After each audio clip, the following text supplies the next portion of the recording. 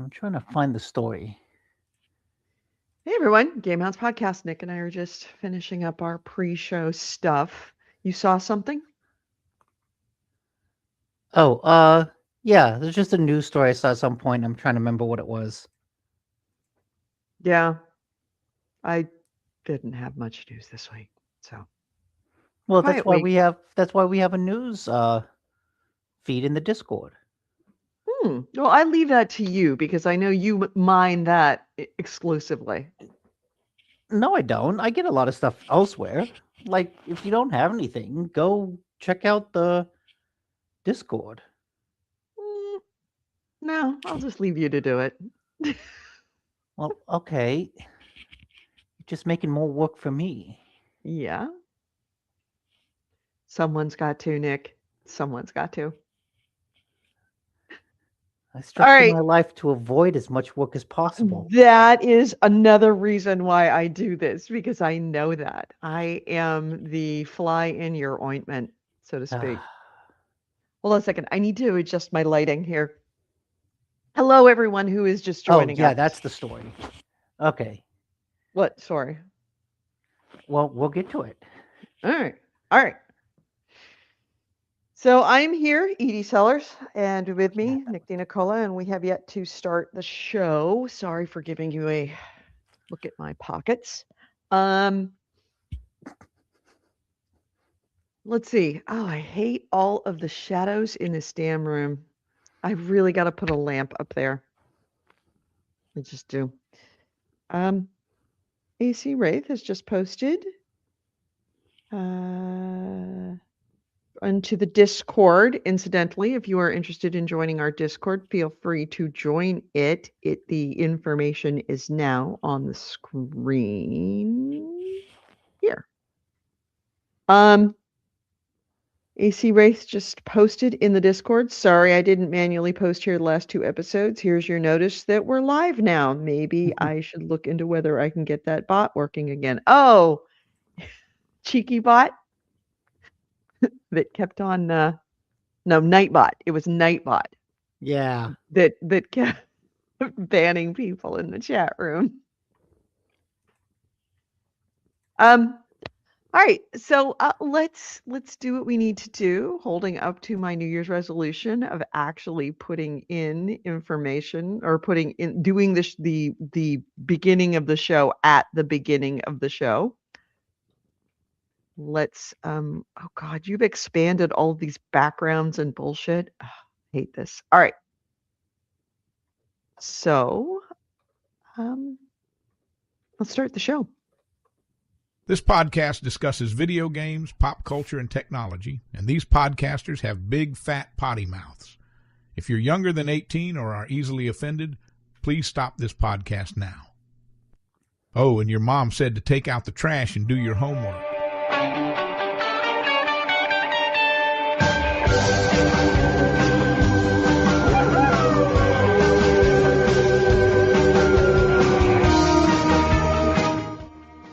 Hello and welcome to GameHounds. GameHounds episode 805. We are recording this on Sunday, 1/11/26, January 11th, 2026. I'm Edie Sellers. We got Nick right Hello. there, I'm gonna type over with there. one hand because the other one is busy holding a sack of potatoes. AKA the cat.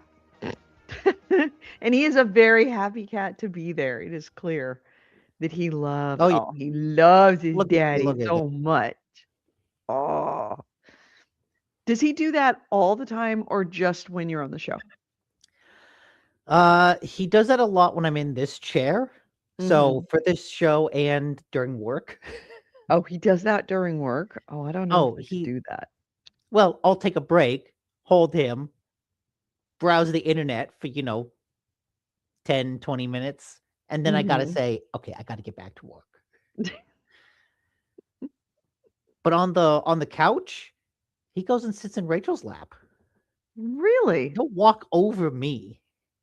To get to Rachel. Uh-huh. Who do you think he loves more, you or Rachel? Oh, me. He doesn't do this to her. She won't let him.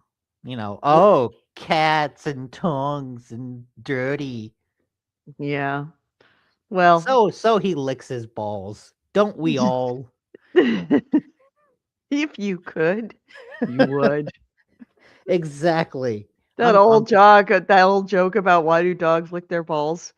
Because they can. I'm just jealous. All men really truly are of that particular skill. I've got nothing. It was oh man, is it this was, I guess, the first week back from the long Christmas holiday, New Year's break. The struggle was real this week. I I had multiple days where I had to, as I was walking down the hall the other day, I actually got caught doing it, saying, I will not have a stroke. I will not have a stroke. I will not have a stroke. Because it was Gee. just so stressful. Because, when you're working in operations, your three big kind of challenges are beginning of the month, beginning of the week, and beginning of the year. Because especially with the year, all of your automated systems have to be renewed. All the stuff that you essentially offload to automation so that it takes it off of you having to do it, usually end at the end of the year. And invoicing, of course, started out 4 days late because the first of the month was January 4th. It was just one of those weeks where just and everything was breaking. We had keyboards breaking. We Oh, had what else broke? Something else. Light bulbs all went out for some inexplicable reason. So I had to change light bulbs constantly. Like, oh, the bathroom light bulb's out. It's like, okay, move it, replace it. We had a massive roof leak because I don't know if you saw anybody in the interweb, in the internet world, if you saw what happened over the beginning of the end of the year, beginning of the year, is we had a massive amount of rain. And we also had something that is called king tides when you have particularly high tides in the Bay Area. So king tides are always not a challenge, not a horrible challenge. I mean, they just are very, very particularly high tides. There's usually two, one in November and one in December. It just happened to be that this year our king tides coincided with torrential rain. So the flooding was real. We had repeated power outages in San Francisco that started before Christmas, and for some people went like multiple repeated power outages. Now, that didn't really affect us. I have a feeling that had something to do with the light bulbs all burning out at once. But we had a roof leak that was a roof leak from last year that the landlord had not addressed. And now it's gotten infinitely worse, and it's now over someone's desk leaking onto laptops and oh, computers, jeez. and yeah, it's bad. And it's so we had roofing guys coming up trying to patch it in the torrential rain, which of course, patch doesn't necessarily work great in the torrential rain. But just yeah, and it was just like everything breaking, everything a mess, everything, and added on to the fact that I was supposed to be taking down all the Christmas decorations, and I kept looking at the Christmas decorations, and they kept just mocking me, like, "Ha ha! You will not have time to take us down. We will ensure that we will go and break all the light bulbs in the place." So it's just been kind of it was a very, very stressful week, but I got through it, and hopefully now things will calm down quite a bit. And I don't know if anybody else had that experience of you take 2 weeks off and it doesn't actually make 2 weeks go away. It just piles up 2 weeks worth of work on your desk so that when you get back, you have a ton of work to catch up on. Oh, there you go. Thank you for the link, AC Wraith, for the live updates. The parts of inundated waters, leaving cars and people stranded. Fortunately, That did not happen here. that happened north of us in Okay. Marin County and Sonoma County. But yeah, San Rafael was just totally underwater. Well, San Rafael is sinking to start off with. But yeah, it wasn't great. It wasn't great. But I am here. I survived. I did not stroke out. So far. That's good. So far, so good. How was your return to work? Was it stressful or was it just your average? I mean, it was stressful in that my work always shuts down for 2 weeks during the holidays. Mhm. So that's very nice because I get 2 weeks off, right? Don't have Right. to worry about anything. Same with me. Yeah, but you know who doesn't take 2 weeks off? Hmm. India. Oh, yeah. Okay. So you're kind of in the same world. So I come back and it's like, hey, can you get these release notes out? Like, motherfucker, I've been gone for 2 weeks. Nothing has been documented for the past 2 weeks. I'm not going to get this to you. Yeah. I need to catch up. Yeah. It's okay. You can pay us back during Diwali or whenever you're taking time off. The same thing happens with China, with Chinese New Year, because of course it's like a month. They take a month off.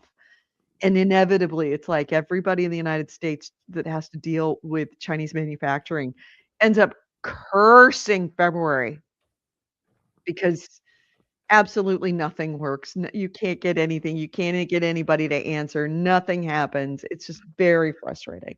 And this is our opportunity to pay back the rest of the non-Christmas holidays world. It's our payback for like, okay, two weeks, we're not answering your emails. We're really not. But we only get 2 weeks as opposed to like other places where it's like a month. So it's really not exactly equal. So I know what you've been playing because I played it with you. I played it with you last weekend after the show. Yeah. And I've played more of that, and I have been actually It's Where on Winds just for so all people yes, that are on audio, Where Winds Meet. Where winds meet, and part of me is like, "Oh, fuck."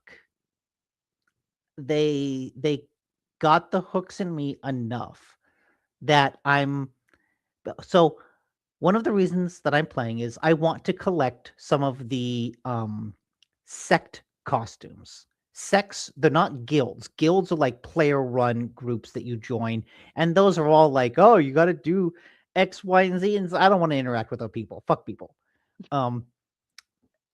Sects are like sort of single player guilds. There's a healing sect where you can do that, and one of the rules is that you have to go online and heal other players. And there's other sects. There's one that's like basically troll other players. And the sect I joined was a PvP one because they've got a costume that just looks really badass. So I was like, okay, I need to join the sect, get high enough in the rank that those cosmetic options open up for me to buy. And then I have to earn enough of the sect currency to buy them.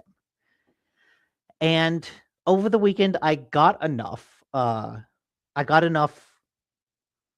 ranked up enough to unlock those cosmetics, but the currency has a cap.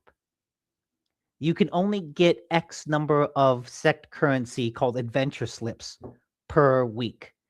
And because I played a lot of PvP, a lot of one-on-one matches in order to increase my sect rank, I very quickly hit that cap. And so for the rest of the week, I'm just like, fuck, I'm doing this activity, but I'm not earning any currency. Oh, God damn it. I'm not earning any currency. God damn it. So I've just been waiting for Sunday at 1 p.m. because that is when the limits refresh. So now after we're done with the show, I can go back and I can finally start earning more of that currency. But the fact that I'm looking at it going, oh, I hit the limit, I want to come back on Sunday is like, oh fuck. This is what MMO players do. But that's also one of the reasons that I think I've really enjoyed this game and gotten into it, is because this is how I imagine people felt when they first played like WoW or EverQuest. Uh, and I didn't play any of those games. I skipped out on every MMO ever until we played like Final Fantasy 14? No, 16? No, 14. I think 14. We played a bunch of that one because it was free for a month.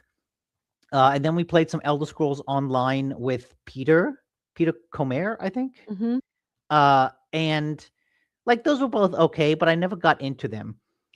And so part of this is just, there's a nostalgic feeling to it, but it's nostalgia for something that I never experienced. It's like Mm-hmm. nostalgia for uh a gaming experience from the past that I missed out on. And that, Right. now I get to play it, but also I get to be a little antisocial while I play it. I get to do some basic community things, but I don't have to. Like, I'm not joining guilds, I'm not running around with friends. I don't have to fall that deep into it. It's just I get to dip my toe into this genre of games that passed me by, 15 years ago. Mm-hmm. Yeah, it's Oh, and you and I played together. Oh, yes, go ahead. yes, it is free to play. Yes, Bitters asked, "Is it free to play?" Yes, it is free to play, and I've been playing it free and haven't spent a penny. Nick's Yeah, spent a I've little bit, but it seems I've like it's I've only cosmetics, I've but played it it for is. like 100 hours, and I've paid $5 for cosmetics. Yeah, it's surprisingly good for free.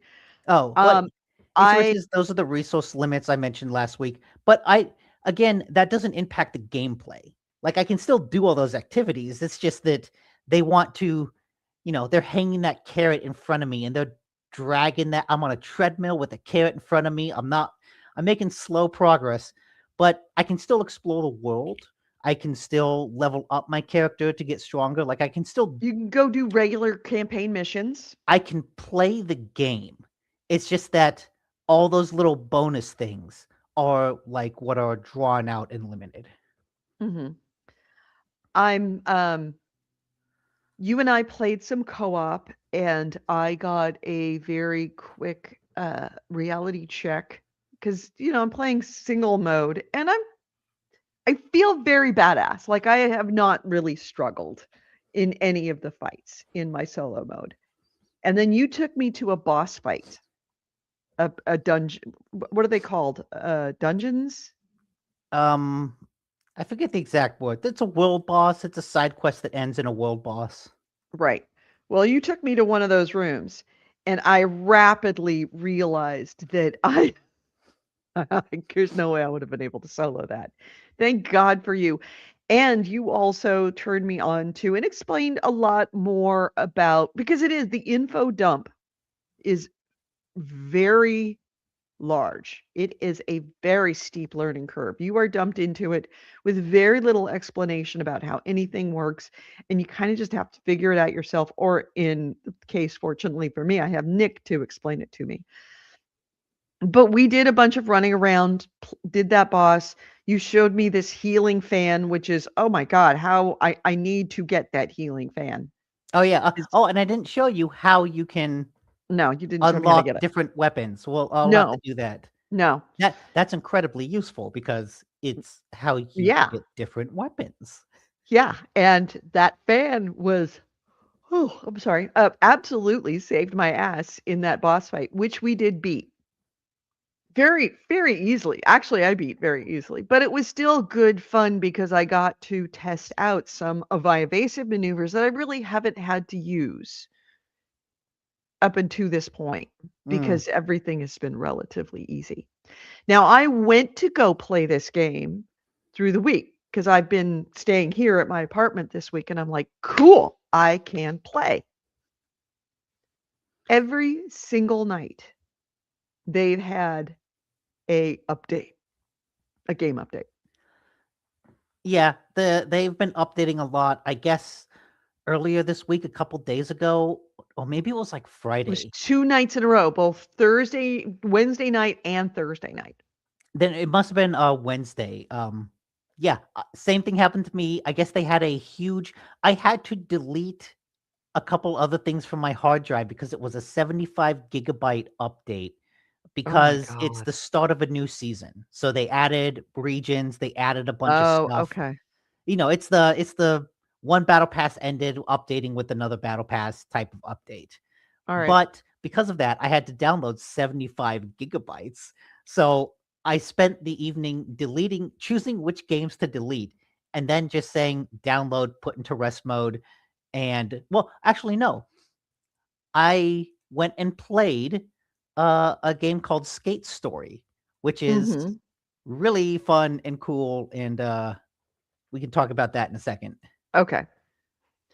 Yeah, I kept on, and for me, it downloads very slowly. It takes a good half an hour. So I had turned on, and fortunately, because of why was it? Well, I think one, because it's listed as like top viewing on Amazon Prime Video. What was the other reason? Oh, because Dave's Hot Chicken has a special deal that's branded What? to it.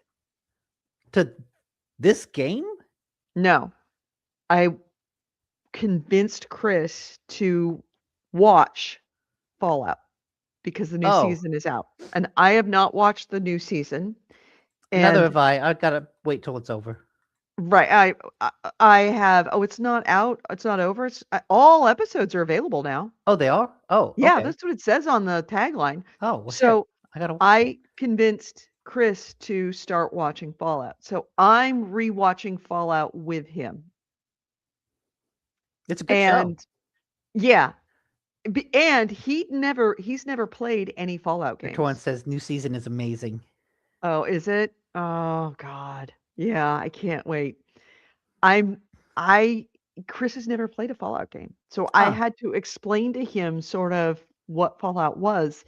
And I was like, you really need to play Fallout. As an AI guy, you need to play Fallout because one of the best things about Fallout, and is this one of the best things about Skyrim, same person, by the way, Todd Howard, you could just wander across the tundra and watch the AI fight with itself.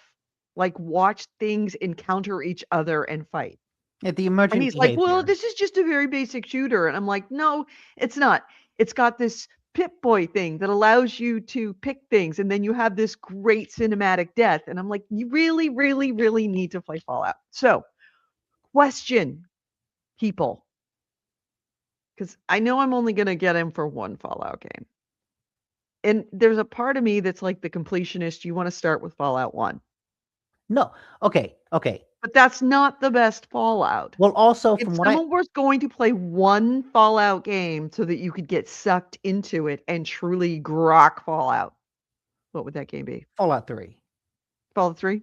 So Not from New Vegas? uh it depends. So from what I understand, Fallout was a CRPG in the vein of like Baldur's Gate 3 and Divinity. So Mhm. Fallout 1 and 2 are insanely different games. And if Chris was like a big RPG guy, I would say start with those, but I don't think those are his type of games. Um Bethesda then bought the rights, or like something happened, there was like a decade or something between Fallout 2 and 3, and somehow Bethesda Mhm. ended up with the rights, turned it into a first person open world RPG. And that's when it kind of took off and like Okay. entered a All new right. realm of popularity. All right. But you're right. Fallout 3 was like the game changer, and then a lot of people think New Vegas from Obsidian is the better game. And then I've heard 4 is like kind of a step down. It is. It was either between 3 or New Vegas, and I can't tell which one. And there, like I said, there's a part of me that says maybe I should start him off with 1 so that he can understand the world, be introduced to the world, because there is an element of the world being introduced in 1 that isn't introduced in 3, that assumes that you're already there for 3 in New I Vegas. guess so, but like that's a very different type of game. All right. All So right. that's an entirely different genre. That's All right. like going from a racing game to a platformer. Okay. All Um, right. maybe New Vegas. Like how from what I understand, the And by the way, the everybody in reason the chat room, please feel free. Let me know. Chat room. If someone is going to play, needs to play only one Fallout game, and you really want them to be like, okay, I get this game now. This is great. Someone that would enjoy watching having the AI encounters that you have or that you can witness. You don't have so them, you like witness it, that kind of stuff. New New Vegas Vegas or New Vegas is a better written game. It's got better characters, it's got like more interesting dialogue choices and like more interesting you kind of entering the city and you've got different factions that you can play against each other. And so in that way it's a more interesting RPG. I think Fallout 3 might be just a better shooting game. So it depends like where you think his RPG levelness is at. he's hard to gauge. He's really hard to gauge. There's Elden Ring RPGs, which is like you got some stats that you can tinker with, but mainly you're going around and hitting things with a stick. And then there's all those Gate RPGs where there's a lot of stat stuff and more stat stuff and more stat stuff, and you're there for the stat stuff. And occasionally you'll like think, should I talk to this person or should I hit them with a stick? So there's like, how much stick hitting does he want? So the stick hitting would be New Vegas. No, I think the stick hitting would be 3. If he just Okay. wants to like hit stuff with a stick, shoot things with a gun, learn the VAT system, I think 3 is better for that. I think New Vegas is just like a better RPG and more interesting world. AC Okay. Wraith said that if he's an old Wasteland fan, the older RPGs were spiritual successors with a slightly more serious tone. Okay. Yeah, I 'Cause don't I own a think that few of he those was. from giveaways. Wasteland 3, another CRPG that's like really good. That's fun and modern. I did I finish may Stranger Things, and I could talk about that later when we get to TVs though. Yeah, don't talk about it too much because I do want to see it. But I have to watch the I won't entire Stranger Things again. I won't spoil it for you. Okay. But anyway, we were still talking about Where Winds Meet. Oh yeah. Still We a game I cannot believe is free. yeah, lot to do, lot to beautiful looking game. Yeah. We got married. We were about to get divorced so that I could join the divorcees Are sect. we married or are we just engaged? No, I think we're married. Are we? Are you Well, sure? we are I forget the word they use for it, but we're like together. Companions And or something like that. yeah. And so the more that we do that, we level up the companions, which again unlocks different cosmetic things that you can again, like any other free to play game. Oh, you have a co-op companion. Play more with them and you earn the special co-op companion currency, which when you level up your co-op companionship unlocks new cosmetics you can buy because everything has a different currency because it is a free to play game. But thankfully, like a lot of stuff, that's off to the side. I've played 100 hours of this game and like 5 hours in co-op. Well, yeah, we have to get divorced. Or maybe did we? I think No, we we were going to get divorced, and then you were like, "Well, like let's see what we can do while married, like what activities we can do." So I right, because canceled the there's still a divorce. 48-hour waiting period. You can't just get married, get divorced. You can get married, but then you No, have to you can get married and get divorced, but the divorce is like on a cooldown where it will only take effect in 24 hours. And so if either party disagrees to the divorce in that time, you stay married.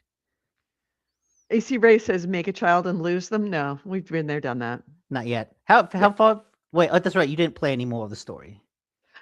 No, because every time I went in to go play, it needed to be updated. And then I watched Fallout, and then all of a sudden it was time to go to sleep.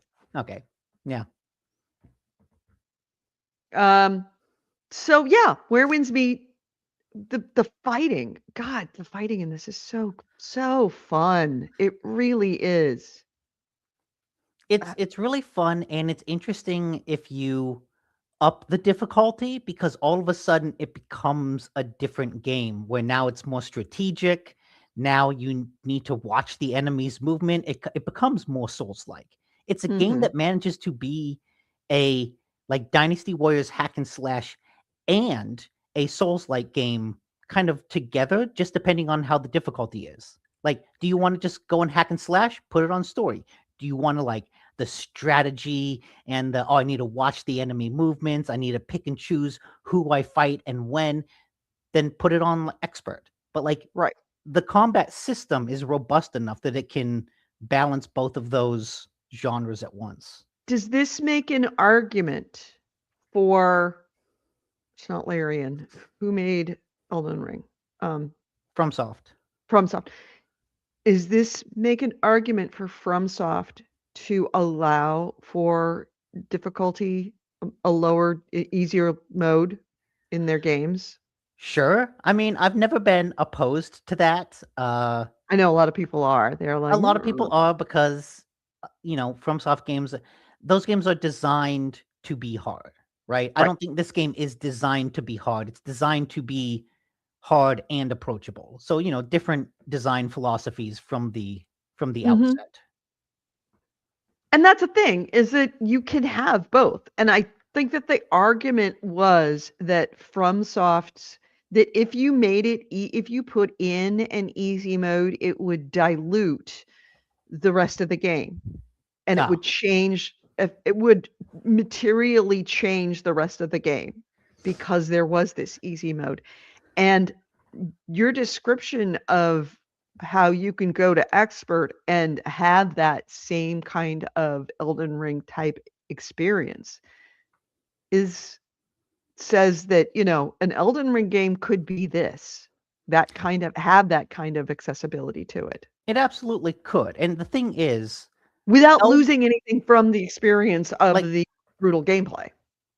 I think Elden Ring can, because Elden Ring was designed from the ground up to be a difficult, challenging experience. But FromSoft has been dabbling with multiplayer games. They've got Night Rain that came out last year. Mhm. This year, they've got the multiplayer game coming out for the Switch 2. So they've been dabbling in multiplayer worlds.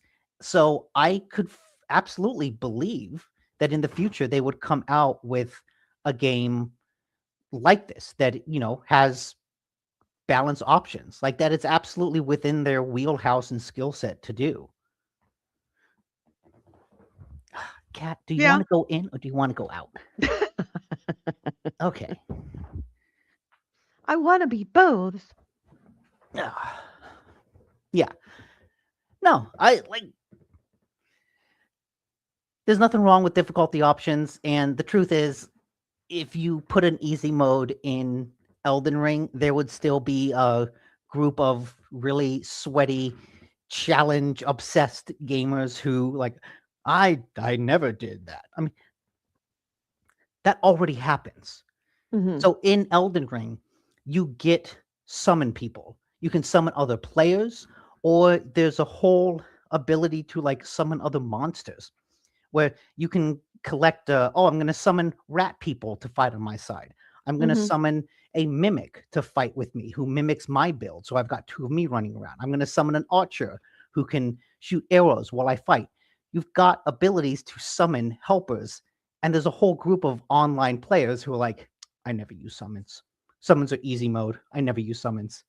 So Whatever. we are progressing. If you look at the arc of FromSoft games from Demon Souls to Elden Ring, Mhm. it is an arc of let's add in other mechanics to kind of make things easier.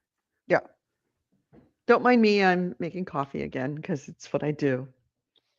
It's the midstream coffee break. Midstream coffee break. Everybody grab your cup.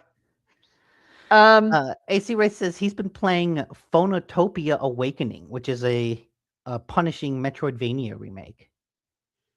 Somewhat punishing Metroidvania. Okay, somewhat Yeah. punishing. I'm scrolling back through. Oh, Bitters asked, does Fallout show look like the game?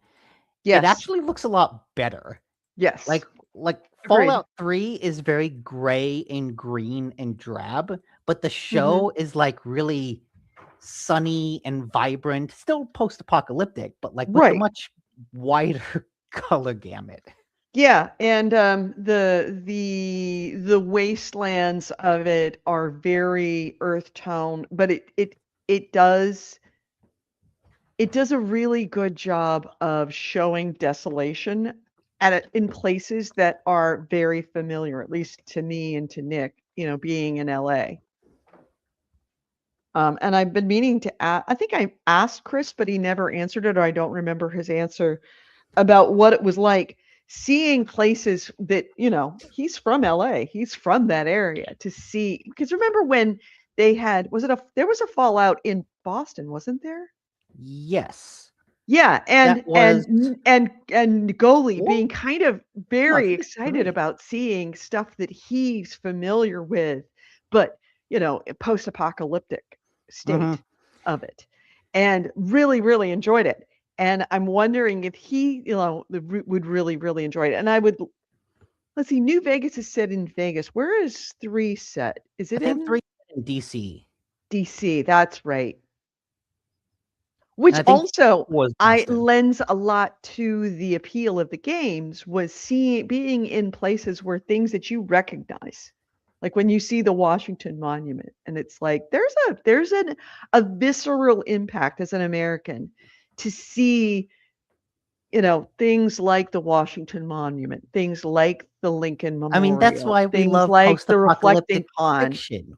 That's why we watch disaster movies. We Yeah. don't watch it for the character development. We watch it to see landmarks get destroyed. Yeah, or to see landmarks, what they might look like in a destroyed world. And I keep on meaning to ask him, like, what's it like seeing things that you sort of recognize, but, obviously post at least 2 atomic bombs. So yeah, it's been pretty fun to watch the show again, and I'm going to make him play. I was gonna make him play Skyrim, but I think I'm actually probably gonna make him play, since I've got him on this Fallout. I've got him to accept to watch the Fallout series. I'm now going to follow it up with making him watch a Fallout game or play a Fallout game, so That that he feels can. appropriate. I don't know that I could actually get him to play Skyrim, but I would be able to get him, I think, to play Fallout, which has the same kind of cool things about it. You're gonna get him to play Skyrim, get him to play Fallout. Does he like video games?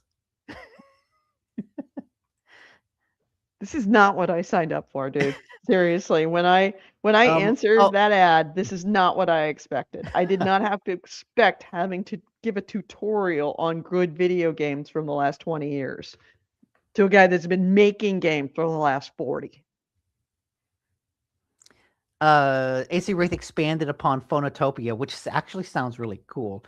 He said, aside from old school save points and death that removes progress and saving, which is just a save point, there's control oddities and a hunter-gatherer cooking system for health items with a limited inventory. I like a game that has challenge through the controls or through like inventory management. I think that's a fun way to I don't know, add a challenge to something that normally you don't think about. Which also I should mention, when you play Where Winds Meet, are you using the health potions? Mm-mm. No? Mm-mm. Okay, so you're never like healing yourself. No. Okay. Should Well, I?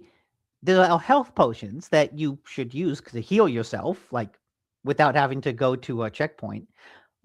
B, they are a limited resource that you need to craft. So it's worth it to like, okay, what ingredients do I need to make these health potions? Let me stock up on those from the shop so that I can then bulk use, a whole bunch of healing potions. Of course, when you get the healing fan, that's less of an issue. Right. Okay.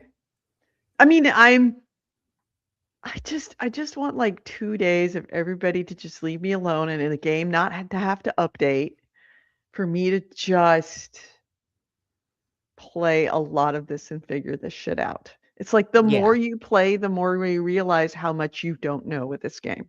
Yes. And there are still And moments when I know, oh, I got a point in something and I want to upgrade it. How do I get to that menu again?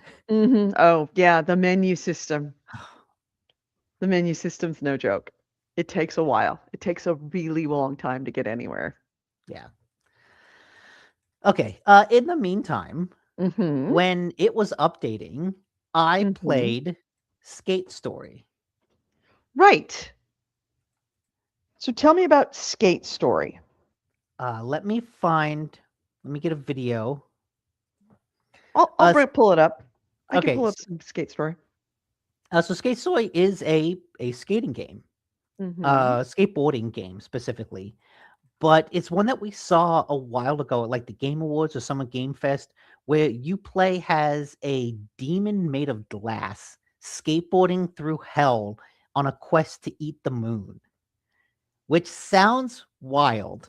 Um, in terms of gameplay, how it's structured is generally like a bunch of challenge runs through a level that you just go through with the skateboard. Very Tony Hawk style, with a very Mhm. different control scheme than Tony Hawk. There is a kind of hub world that you can skate around in, and that's the area where I'm at now. And I've just been I spent a lot of time in that hub world just jumping over random obstacles to get my head around the control scheme because Mhm. even now, like 20 years after playing, no, 25 years after playing Tony Hawk, the muscle memory is still there. And this uses a very different control scheme. So I have to like keep fight my instincts to do tricks. But the game itself is really cool. The skateboarding feels good once you wrap your head around the new control scheme, but also the game is shockingly funny and there's a lot more writing to it than I expected.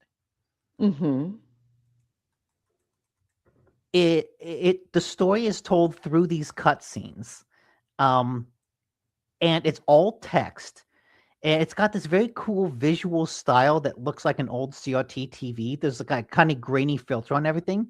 Yeah. But like in the beginning, you go after the moon and you like break the moon in half, and one demon is like, "What is this? This is hell. Let us suffer quietly. No skateboarding." And Mhm. there's a philosophical demon in the hub world. It's sort of governed over by this philosophy demon who's like, oh, who's just a statue, by the way, just a statue. You go up to it and you see this like statue of a like old Greek guy with a beard who's like, oh, why do you skateboard? What does it mean to feel the wheels on the ground? Or you'll go across and you see him looking at a statue of himself going, debating with oneself. How do you ever win? And it's just a whole bunch of really funny, like faux philosophical bullshit. Mhm. But the writing is actually really good. And it's also like very trippy. Part of me thinks that I I shouldn't play more of this game until I get some edibles and get Mhm. high as fuck Oh, because real that's life edibles, you mean? oh real life because that's the best way to appreciate this game because this game is so fucking weird. It feels good to play. The writing is interesting, but also like shockingly surreal in what it shows you. It's a like surrealist comedy of a skateboarding game, which is Mhm. not I was just expecting a skateboarding game with a cool art style. I wasn't expecting to laugh at this philosophy statue arguing with himself and arguing with me over the nature of skateboarding and like Mhm. to have demons arguing with other demons about no, he should be quiet. No skateboarding. Stop creating a racket, you noisy hooligan. It's like, oh god, it's like skateboarding in the 90s, Skateboarding is not a crime. Right, skateboarding is not a crime, but replace that and put it in hell with demons instead of police and authority figures. And it's like, oh, this is goofy and funny in all the right ways that I was Uh-huh. not expecting. Nice. Again, don't mind me. I'm almost out of sugar. I know I put sugar somewhere. Where did all my sugar go? It's also got a really good soundtrack Oh, that's really? What is the shockingly soundtrack like? it's very chill. But Huh, for a game okay. that's like very surreal and very intense in the skateboarding, the soundtrack is mainly from this band called Blood Cultures, who Mhm. does like a lot of kind of cool, chill indie rock.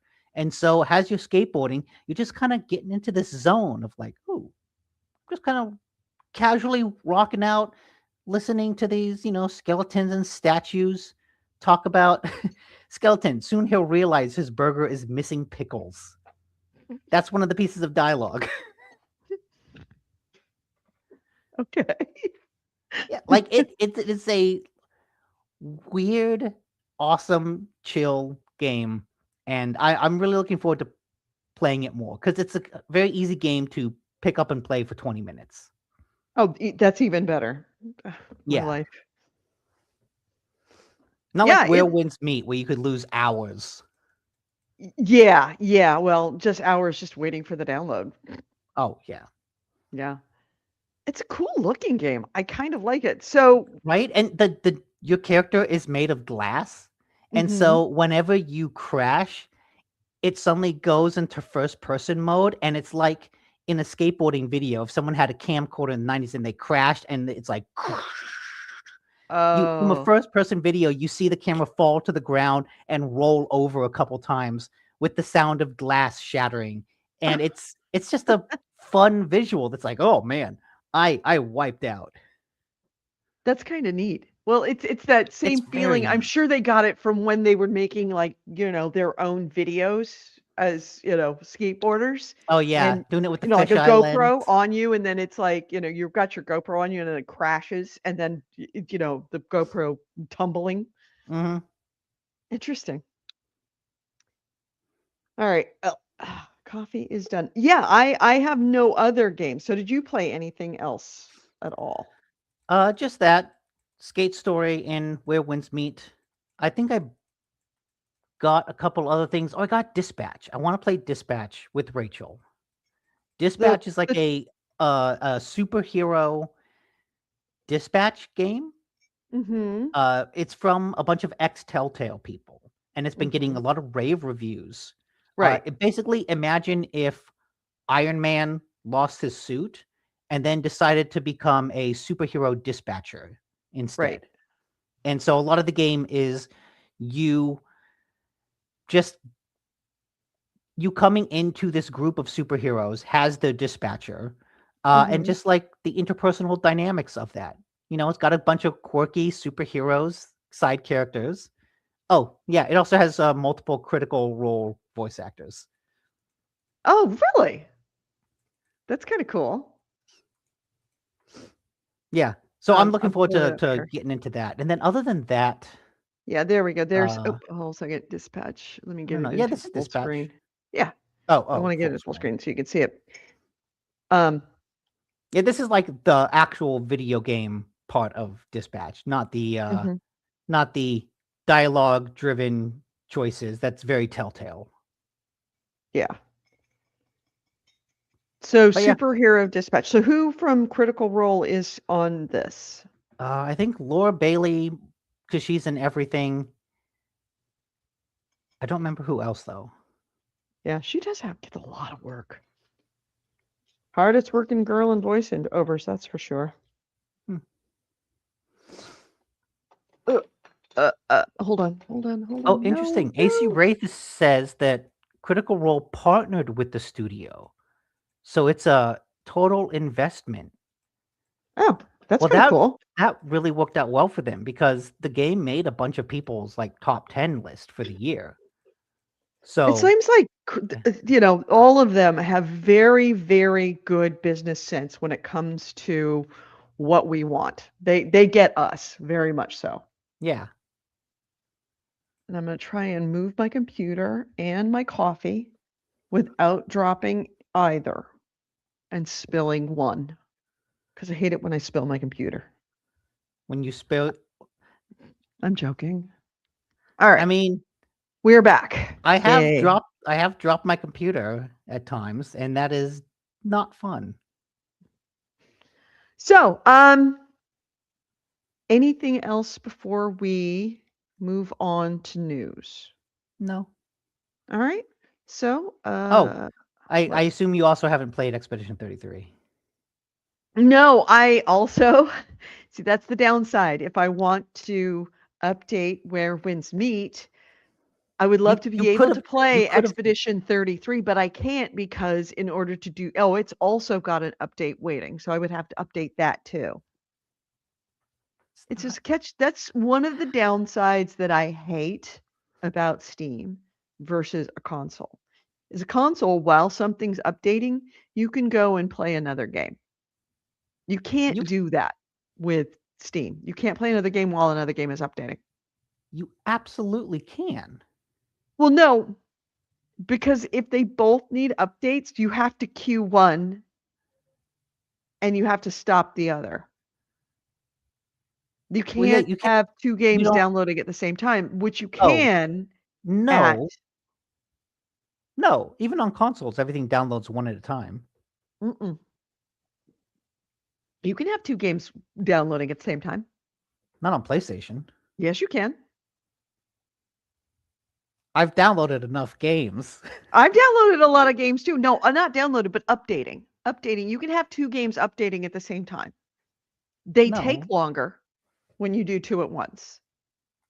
In fact, many times I have had to stop and update because I've been downloading another game and it's going slower. And so in order to speed it up, I actually have to stop other games from downloading. I've only ever had it go one at a time. I think maybe it's an option. Maybe. But you could, like, if Where Winds Meet is downloading an update, you can go and play Expedition 33. No. I don't. I've tried to do that, and maybe it's a preference that I have to click that it will allow you to play a game while you're downloading. But whenever I go to play a game while something else is downloading in the background, it stops the download. What? No, that should not be the case. Like, the computer's a multitasking machine. I know, but it's very frustrating for me, and I remember having to do that. What was it? And download at the Diablo? same time. There was some game that was downloading, and if I stopped to play another game while it was downloading, then it would halt the download elsewhere. That's wild. Yeah, it must be a preference. Then I'll look to see. Anybody got any insight on that? Is it a thing? Ask if we actually finished Kingdom Come Deliverance 2. I didn't even finish Kingdom Come Deliverance 1. I did, but I haven't finished Kingdom Come Deliverance 2 because my PlayStation is still at Chris's house, and that's actually good reminding me to bring it over here. The problem is that if I bring it over here, I won't play Where Winds Meet. I kind of want to play Where Winds Meet until I'm bored with it. Just method to my madness. So no, didn't finish it, but you know what? I got a ton of good, entertaining hours out of it, so I don't mind not finishing it. I do. I very much do. All right. That's actually another New Year's resolution. I'm going to finish that game. I'm going to finish game, goddammit. Kingdom Come Deliverance 2. I need to. This is my game. I feel like you should get to the second area first. No, I want to finish that game. Oh. This is my series. Now that we don't have Mass Effect, now that we don't have Dragon Age, well, we did, but it was awful.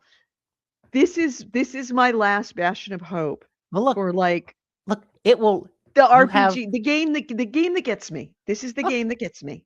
You have years to do it, and the game will absolutely take years to finish.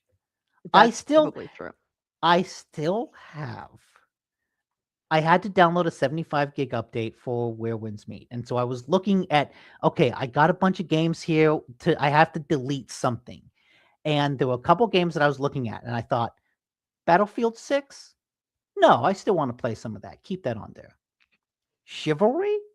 No, I can't delete Chivalry. That's You too much never fun delete to go Chivalry. back and play a little bit. Because And then I when you saw, want to play it, you want to play it right now with your friends because you're drunk, you've had an edible, and you need to do it. but then I saw Mhm. taking up a full 150 Baldur's Gate. gigabytes. Baldur's Gate 3. And I was Yep. looking at thinking, nah. You cannot. No, we can't do that. I We still can't I do that. still gotta finish the game. I stopped right at Act I still 3, have and to. I will. I finished in the last half hour of the game. I mean, I stopped in the last half hour of the game. I've got to go back to it. The problem is I'm in this big fight. I'm in this huge fight, and I don't remember how to play the game. It's a Look, very you're- complicated I mean, fight. look, you're close enough to the end. Let's just round up. You can just round up and say you finished it. But I want to know how it finishes because of all the decisions that I made. Oh, that is true. It's not the same game. Your game and my game will be very different. Hmm. So, all right. Anyway, can we do the news? Yeah. All right. Then let's hit the Oh, that's news. right. I forgot that I had played 1,000 times Resist in Florida, and I never went back to it. I got to finish that game because that game is, again, I'm playing a lot of real trippy, wild stuff between Skate Story and 1,000 times Resist. But Yeah, you need to holy shit, that game is. stock up on your edibles. God. I mean, honestly, both of those games are just like, what the hell is going on? Do Man, I I know? mean, I don't know, this is- man. But I'm loving where this is going. I'm Yeah, loving the trip. I don't know if I'm going to get us banned on any of the platforms, but if you need some, I have like a whole like canister of them that I never use. So No, you can that have is them. okay. Thank you. Some very good Caminos. They're lovely. They're called social. Social. They don't make me social at all. I had That's a quarter false of a one, advertising. and it made me a sofa. Is what it made me. It made me an absolute a kitchen throw rug. It just lie down and just. That's when you play Skate Story. Well, I've got the stuff for it if you want. Okay, so News? news. All right, let's hit the news. This is the GameHounds news, the news, views, and commentary of the week in gaming with Gamer Edie and Nick Nicola. And our first item is I'd say probably the big one. Ubisoft closed their Halifax studio in Canada. Canada. Just a couple weeks after they voted to unionize. And naturally, they say that no, this is just typical cost-cutting measures. We're just looking to streamline the business.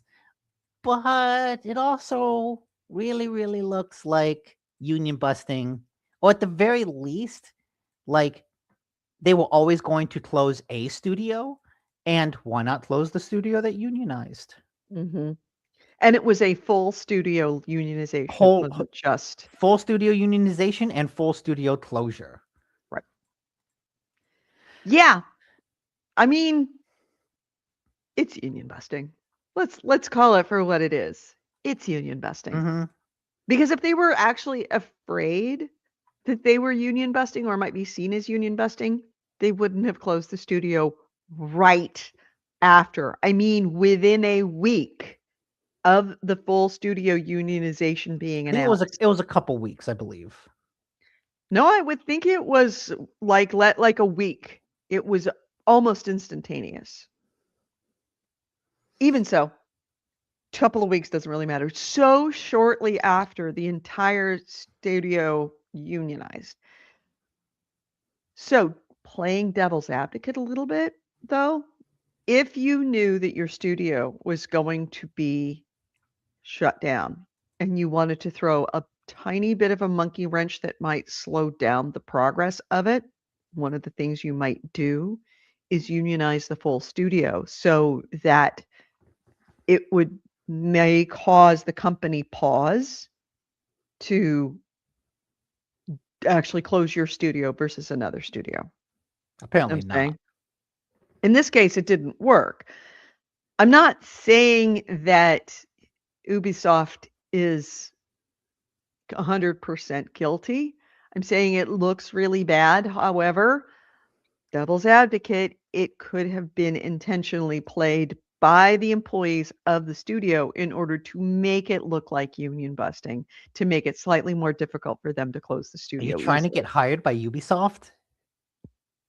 No, Are you trying to no. become trying to become a Ubisoft PR manager? Just doing fair and balanced that might have been something Alan, they thought of doing. that's some The loaded chances of words. that being the case, I would say, are pretty slim. I mean, realistically, it probably is the former than the latter, but I'm not saying that the latter is impossible, like not viable at all. It's viable, just not very viable. I would say, to play devil's advocate, that this in some way might be beneficial to the studio, because at least, even though they're no longer under Ubisoft, they were all fired together, which means they could all create a new studio together because they still have the group, the people Right. together. Right. So I they mean, can at that's how least, it happened with Pandemic. That's how I forget what was created out of Pandemic when I mean, a lot Pandemic of closed. studios were, but like they could do that. And honestly, at this point, getting out of the AAA business may be good. Like, it's kind of a sinking ship, and you need to jump on those lifeboats where you can. And this may be a lifeboat. Or at the very least, it gives them the opportunity to make their own game, like Sandfall Interactive did. You know, a bunch We're of having ex-Ubisoft people there. we're having doggy nightmares. Could you see Oh, it? I see the little twitching. Yeah. Those aren't nightmares. That's just dreaming. He's dreaming of chasing squirrels. Exactly. So no sudden movements. You can't wake him up. When I wake her up after when she's down Mm. that deep, she wakes up and she has that look in her eyes like she does not know where she is. Oh yeah, Pretty absolutely. cute. So yeah, it sucks, but this is also Ubisoft itself is kind of a sinking ship. Let's see how, Ubisoft has basically sold itself to China. EA has basically sold itself to Saudi Arabia. Wait. AC Ray says, call it like it is. Gosh, I've seen full shoulder cam footage, and I'm sure Ubisoft is innocent. Yeah. Oh yeah. Ubisoft was being Anyway. attacked by the Halifax studio. They shot in Absolutely. They were about self-defense. to run him over with a car. That's why we shot them in the back. Yes, they were fired out of self-defense. Self-defense. Yeah, don't get me started about that whole thing. I am so upset about that. Okay, Do you know the backstory on then her? we can move on. She has 2 children, and she's a widow as of 1 year ago. She was widowed a year ago. And now those children are orphans. Oh my god. Anyway, leaving that right there. Okay. On that note, we'll go to the more lighthearted story. Yeah. So after the whole debacle with Yeah. Larian saying that they were testing out generative AI, they promised to do an AMA on Reddit, and they did. And in that AMA, there's a lot of fun tidbits about the development process, but also a very quick backpedaling on the use of AI in the whole development process. Mhm. So the backlash worked. Larian is definitely like, I don't think they are completely jettisoning generative AI from their process, but they're definitely lessening it. And they made a point of saying that they're not using any text generation. I think the CEO Sven Venek, no, I think the head writer was saying that when using the text generation, it's like 3 out of 10 at best, and my first drafts are like 4 out of 10. So, there's that. But in addition to that, they had, revealed a bunch of interesting little tidbits. One of them was about randomized loot. So in Divinity Original Sin 1 and 2, a lot of the loot was random. So, when you defeated an enemy, you didn't get a specific handcrafted. No, the loot was like randomly generated. It wasn't handcrafted and designed like a something from D&D would be. Right. And they said that was a little confusing. They said fully random loot is frequently confusing, so we added more and more rules and pre-made patterns to make it feel more intentional. In the end, randomization did not save us much time. So again, that was kind of a tangent from the generative AI conversation, in that in the era before generative AI, when Divinity Original Sin came out, they tried something like that and still found it to be a little lacking, to the point where they added so many rules to the random system that it wasn't really random. Mm-hmm. One of the things, someone asked them about like limitations that they encountered with Baldur's Gate 3, and they said that a lot of the limitations came from just the 5e rule system, which was made for tabletop, not video games. So a lot of the limitations came from that.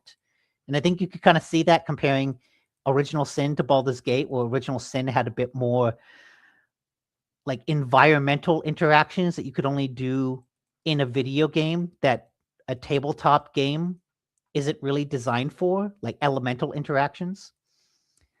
They talked about Will, the head writer, the senior writer at Larian, talked about how Will's character arc in BG3 kind of didn't really come in until the last second. He said we eventually tied him to Duke Ravengard and started to work on that element of his arc just in time for me to get unexpectedly ill. I was out of the office for quite a while, and again after the epilogue's release. So Will's story kind of got a little undercut by that.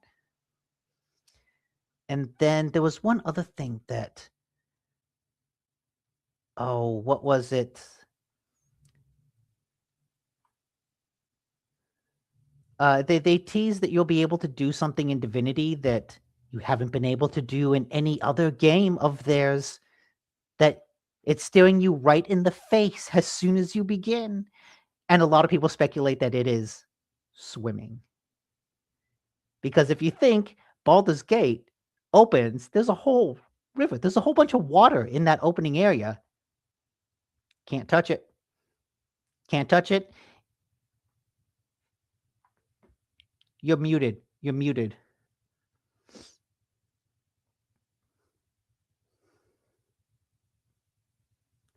No, I cannot hear you. I still can't hear you. Wait, am I muted? No, my volume is up.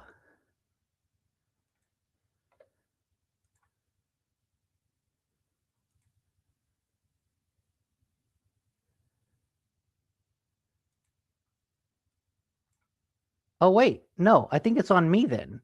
Why am I... Wait, can you hear me?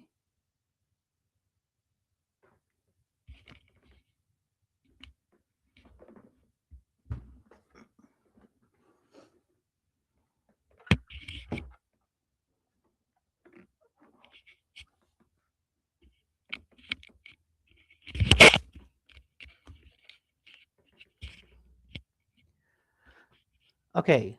AC Wraith says Edie is muted, so I guess it's not me.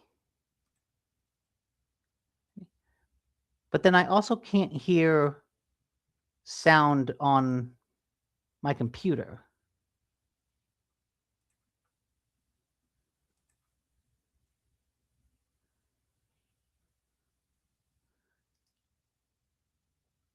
Okay, Edie's saying, hold on a second. I'm also trying to hold on a second because I can't hear. Okay, there's...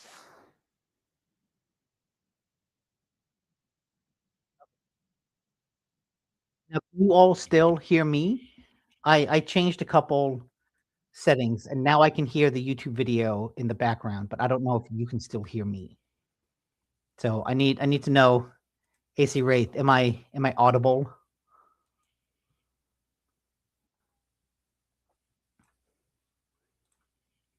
Yes. Okay. Good. Thank you. In that case, I guess I'll just continue.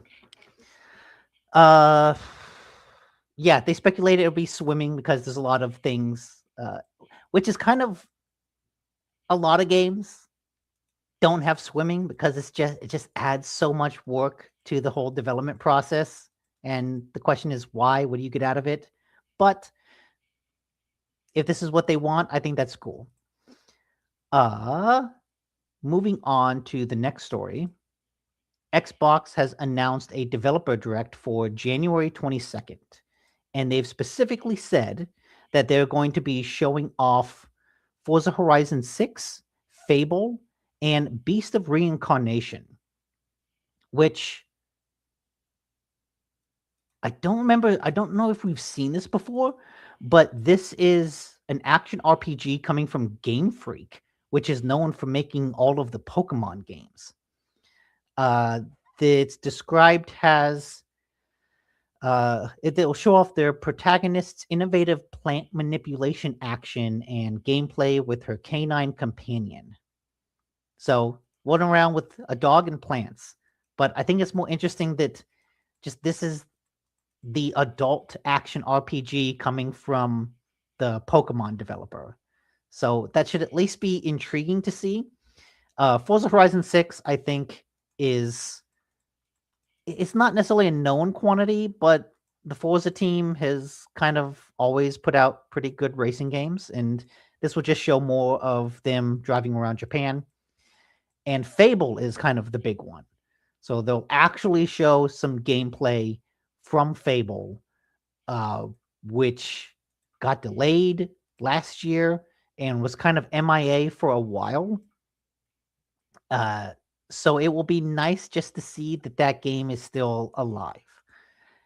And those are the 3 games they will talk about. They're not going to go into any more, which I do kind of like. I like this showcase that reveals what the developers are able to really talk about a game for a while and show off the gameplay and talk about the gameplay instead of just showing trailer, to have some context for the trailer and context for what we see is, I think, a lot nicer. You think reporters could just follow the breadcrumbs? To Fable? Oh, just track down Fable by following the breadcrumbs? That's right. I forgot that game had one of the first are you lost? Just hit this button and a line will show you where your objective is. Oh, the first Fable was had a lot of legacy mechanics in it, or mechanics that like became legacy features. Anyways, yeah. So that's coming January 22nd from Xbox. All those games will probably come to PlayStation within a year of release. Let's see. And then, this is one I kind of want to wait for Edie for, but since she's not here. So Valve has discontinued the LCD Steam Deck, and this is coming from The Verge. So they've discontinued the LCD version, and that is the cheaper low-end version. That was $399, so $400. Now, the lowest price for a Steam Deck is $550, which, why does that keep? Oh, no. Okay, that's why. It's got a timer off, save, show, and keep that there. Okay. Yeah, so now the lowest price for Steam Deck is $550 as opposed to $400. That's a pretty big jump in price, and it kind of changes the conversation because a lot of the reason people were talking about the Steam Deck has a really good handheld, especially in light of the $1,000 Xbox Rogue Ally X, is the price. The fact that you could get this really good gaming handheld for less than half of that device.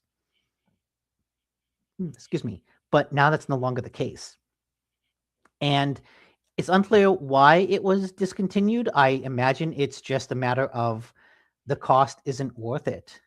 But that's kind of a frightening harbinger of what this year will come. And it really makes me wonder how much these Steam machines will cost, because if they're canceling this low end device, then that means the Steam machine, at the very least, is going to cost as much as a Steam Deck, if not more. And yeah, the pricing hell that we are in, that we kind of talked about last week, is affecting new hardware every week.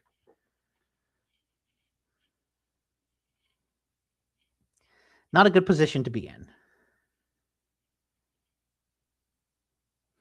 Okay, I'm not sure where Edie went. Oh.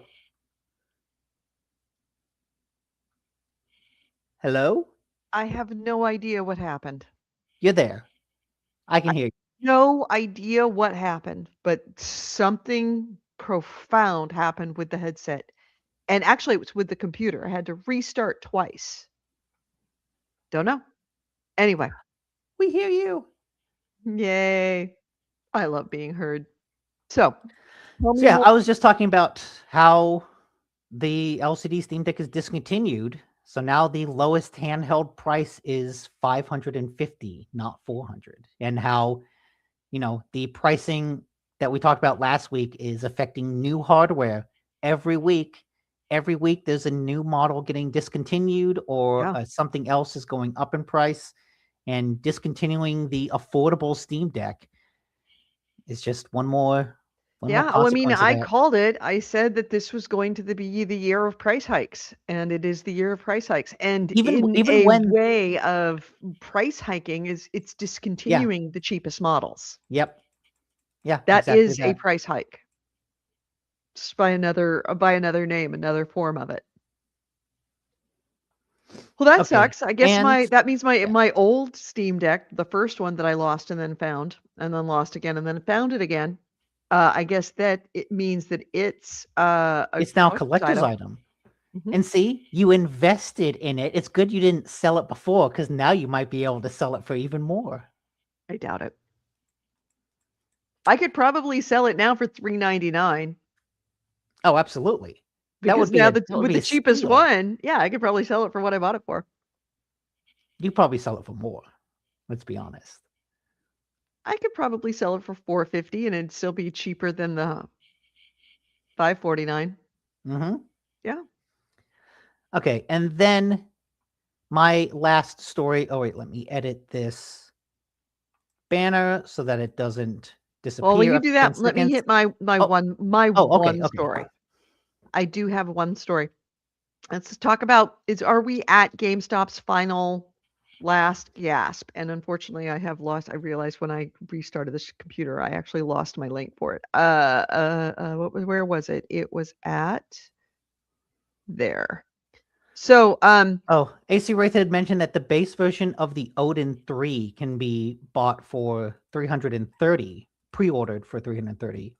But I believe that's an emulator device. I don't think that's a full standalone handheld.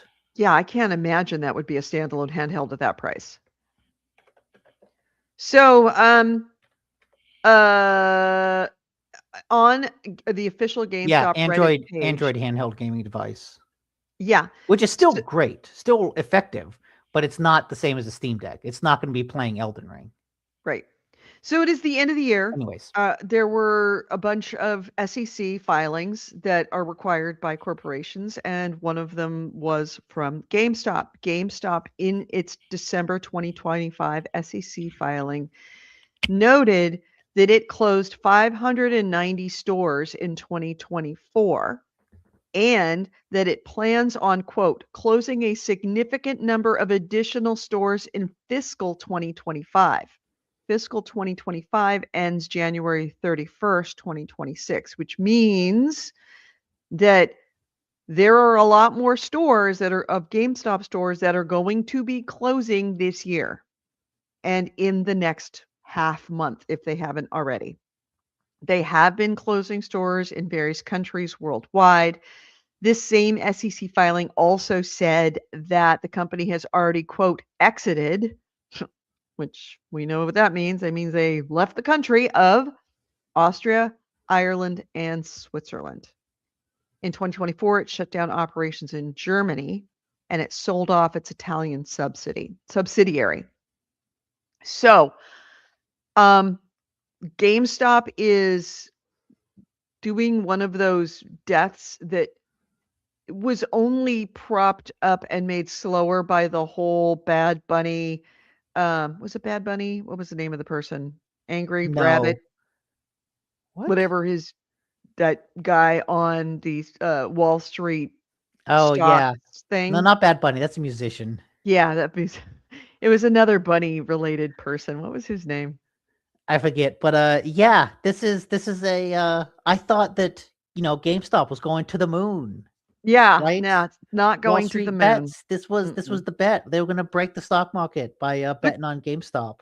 But don't worry, Crypto Bro CEO Ryan Cohen, who purchased the company and then started a bunch of very bad ideas, including the trading marketplace for NFTs and a bunch of other stuff. He will score a $35 billion. Oh, I wrote million. $35 billion payout if they can hit $100 billion market cap. Yeah. So AC Wraith put in the chat the quotes, which are wonderful. I don't know who wrote this article, but they deserve like recognition and prize. They say he was promised 35 billion payout in stock options, but only if the retailer reaches a market cap of 100 billion and reaches cumulative earnings of at least 10 billion. These are ambitious numbers. These are ambitious numbers. That feels like such wonderfully subtle shade. But, I These don't are know. ambitious numbers. These are very ambitious numbers. Now, they've done their best. I mean, by best, it's the kind of best a crypto bro could do. They tried a bunch of partnering with influencers, including a popular e-girl who went viral over a Best Buy ad. And my favorite one over a Best Buy ad, not a GameStop ad. No, she did Best Buy, and they're like, "Hey, we'll hire her." Anyway, but my favorite one recently was they did a trade anything day. Oh, okay, wait, that was written by Patricia Hernandez at Polygon, who is a great writer, and it's a shame that I can no longer in good conscience read Polygon after it was bought by Valnet scum. True. But yeah, Patricia Hernandez is great. So they did a trade anything day. So the rules said you couldn't bring in hazardous chemicals, medications, or certain electronics like MetaQuest headsets, but they said we will trade in anything. And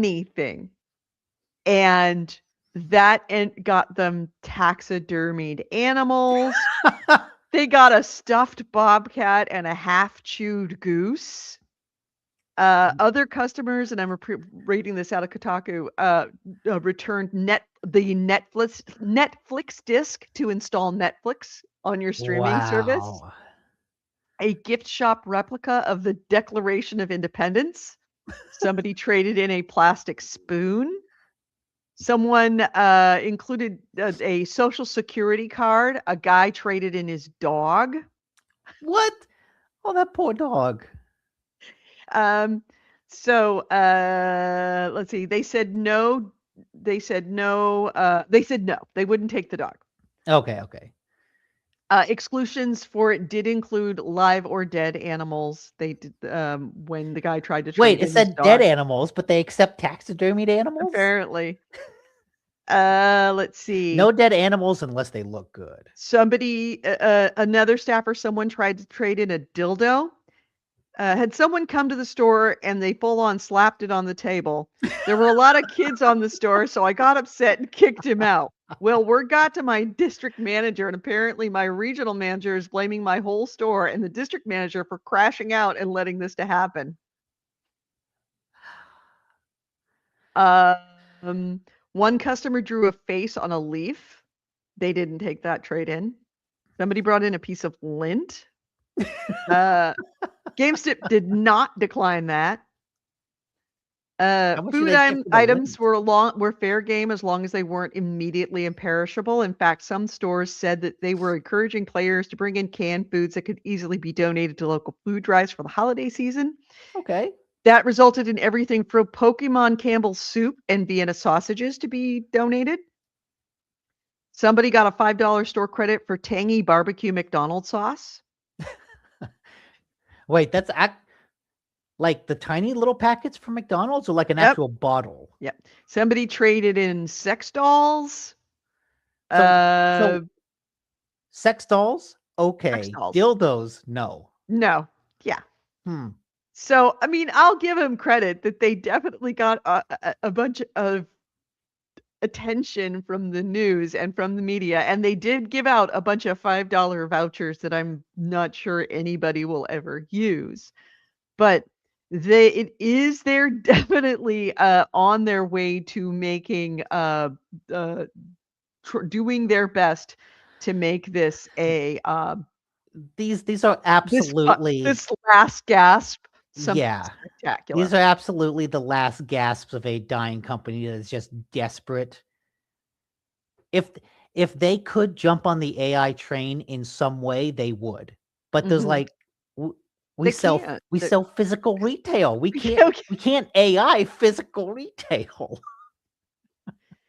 I mean, they've tried everything else. They tried NFTs, they tried they got crypto big into coin. NFTs. Yeah. Yeah, they did their best. But given that they are about to close a ton more stores in the next half month, we have not got word of how many stores they've closed in 2025. So But it was if they closed for almost 500 in 2024, yeah, so I would AC Ray imagine it's going to rival or exceed that. oops, okay, yeah. 590 closed in 2024 and the number in 2025 jumped from 295 to 400. Oh, okay. So we have an update on So that. it's yeah. I don't know how many more stores do they have? That's the I don't thing I know. don't get. How many stores do they have open? GameStop stores still open. How many?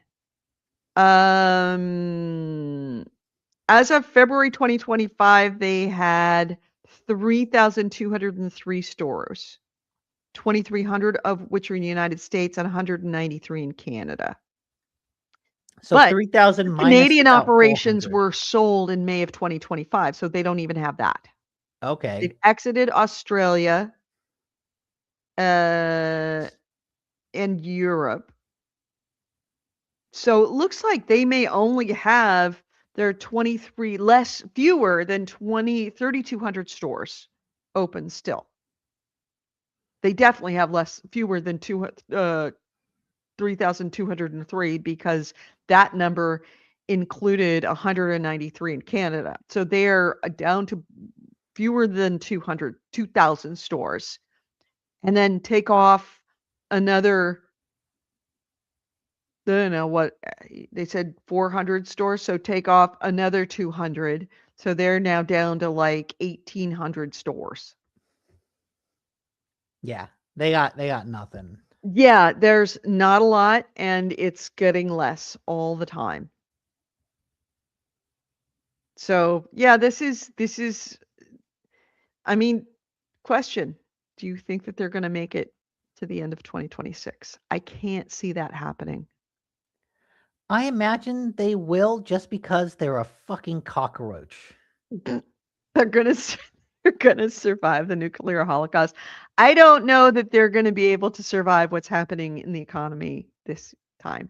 You know what happens in So Fallout? many people that It don't cut back on their like make good incomes and are like I've known that have never had an issue with income are like, I think I'm gonna like start saving now, or I'm gonna back off right now.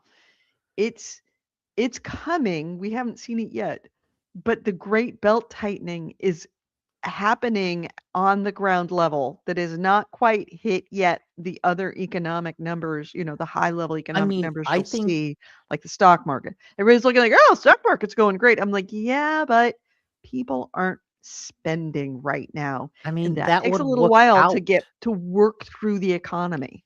That would work in their favor because then people would trade in their games.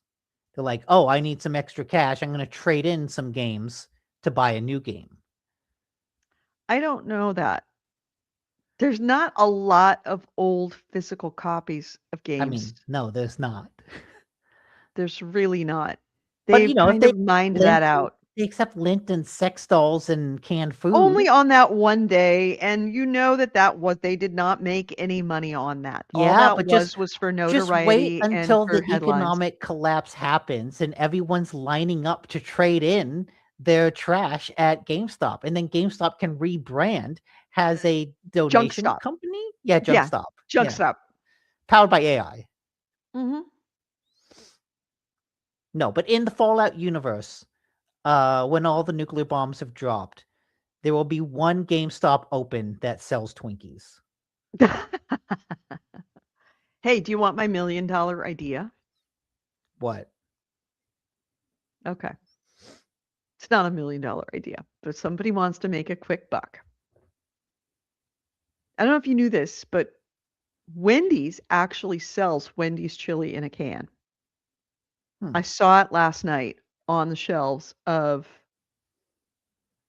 Lenardi's supermarket I don't think in I've ever had Wendy's chilies. What is wrong with you? I don't go to Wendy's for chili. Okay, chat room, back me up on this. Wendy's chili's amazing, right? It's the best thing that they make. They used to have the baked potatoes. I'm The not going baked to a potato fast with food for Wendy's chili on it with cheese on top was the best thing in fast food. Chat room, I want your input on this. Wendy's, I'm not even going to make its own banner.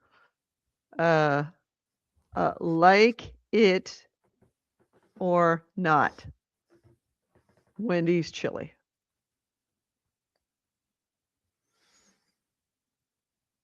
Hold on a second. I have to make the change here because they have this new thing where Wendy, they Wendy's spammers. chili at home.com. Is there something called Wendy's Chili at Home? Really? Yeah, that's the website you can go to get the chili.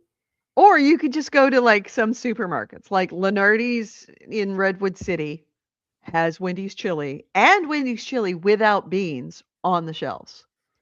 So I looked it up on Amazon. What's chili And you without can buy beans? Wendy's chili. It's like $5 a can, but you got to buy it in a pack of 6. It's not bad. $5 a can. That's about right. It was like $7 a can at Lenardi, so it's actually cheaper. But Lenardi's is one of those super swanky, rich kind of supermarkets where you only go there if you want meat, but you have to get like a perfect cut of meat. They're crazy, stupid expensive.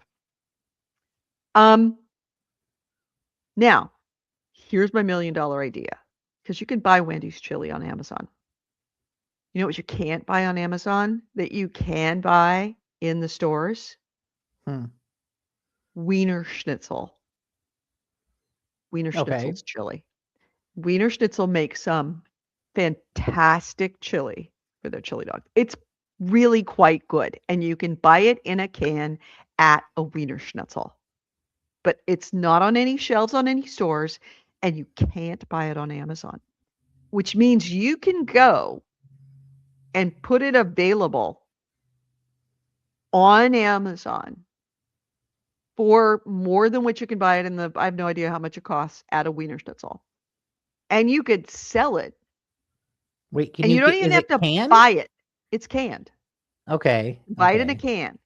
You don't even have to buy it ahead of time. Just take a picture buy a can, take a picture of the can, sell it in a pack of 6, and then don't buy any more cans of it. Just when somebody orders, go to Wiener Schnitzel, buy 6 cans, stick it in a jar in a box and mail it.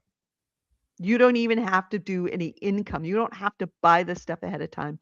there is absolutely no buy-in to becoming the Wiener Schnitzel chili king of Amazon. I don't know. I feel like you're overestimating the appeal of Wiener Schnitzel chili. Have you ever had Wiener Schnitzel chili on a hot dog? No? It's really good. We might have to actually that would be a really good stream of you and me getting Wendy's chili and Wiener Schnitzel chili and making a hot dog and taste testing the chili dogs using both of those. I could be into that. Better. I could be Yeah. into that. Yeah. AC Wraith said that he's never been to a Wendy's because apparently there are none within 20 miles, according to their website. Really? Oh, well, there's your $1 million idea. Open a Wendy's. I don't know if that's $1 million Anybody else in the idea. chat room? Is it just AC Wraith in the chat room at this point? It looks like he just AC Wraith. Dudes, Wendy's chili. You know what? If you're listening to the show as a podcast, email, and I will set up the email. Chili Or just go to at GameHounds.net. I want to Oh my know God. your opinion of Wendy's chili. Just put a Wendy's poll in the chili Discord. is good. I'll put a poll in the Discord as well. If you look, Would if you you eat look up this? Wendy's chili and look in news, there was recently an article about the best fast soups at fast food soups. Number 1 being the Panera chicken soup. Number 2 being Wendy's chili. It's good stuff. Okay. All right. So, chili at gamehounds.net, or better yet, go into our Discord. You can find our Discord links in the descriptions, or go to our website, gamehounds.net. There is a link there, or just look it up on Discord. Look up GameHounds on Discord. You will see the GameHounds logo.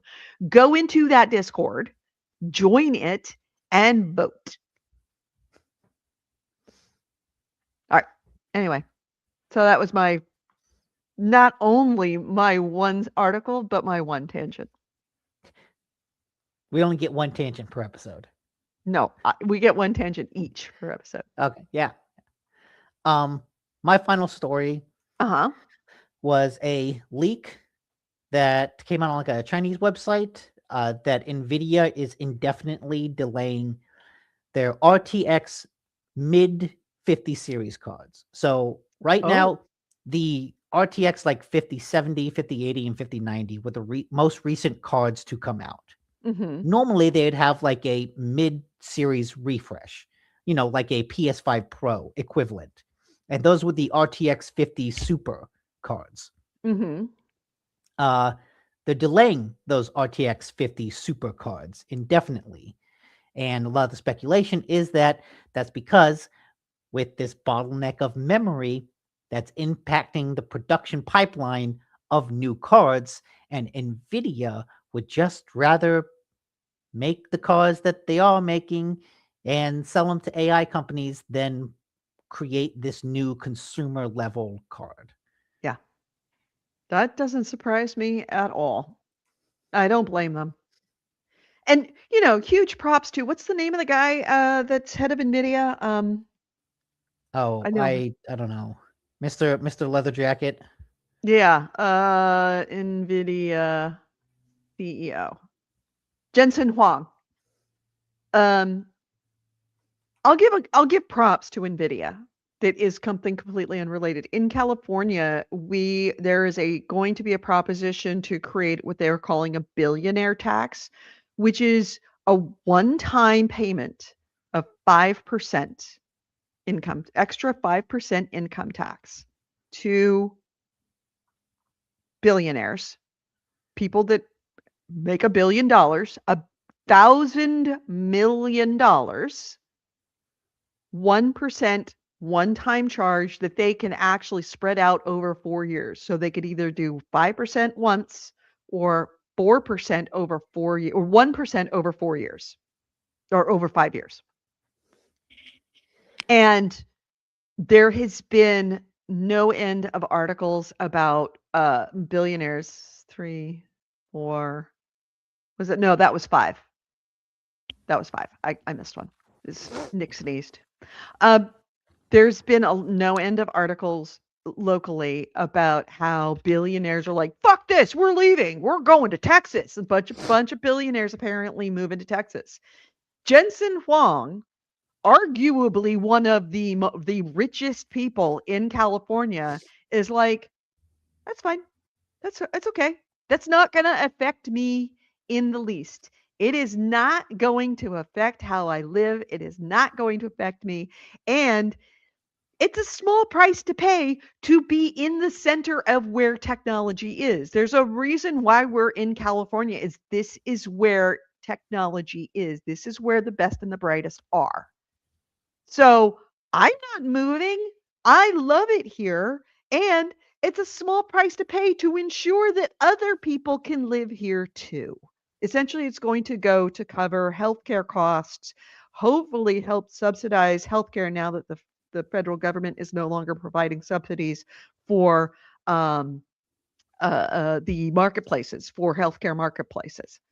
So, yeah, he's like, that's okay. That's fine. I don't need it comes out to some insane amount. It's like over $1 billion for him. And he's like, it's fine. Literally, I'm not going to miss it. It's fine. Take it. If that's what you need to run this state and keep this state running the way it is, do it. I think So if we've learned I'm anything, all NVIDIA. I am pro NVIDIA these days. I think if we've learned anything from the past 5 years, it's that the most petty, childish motherfuckers on the planet Fucking are rich billionaires. people.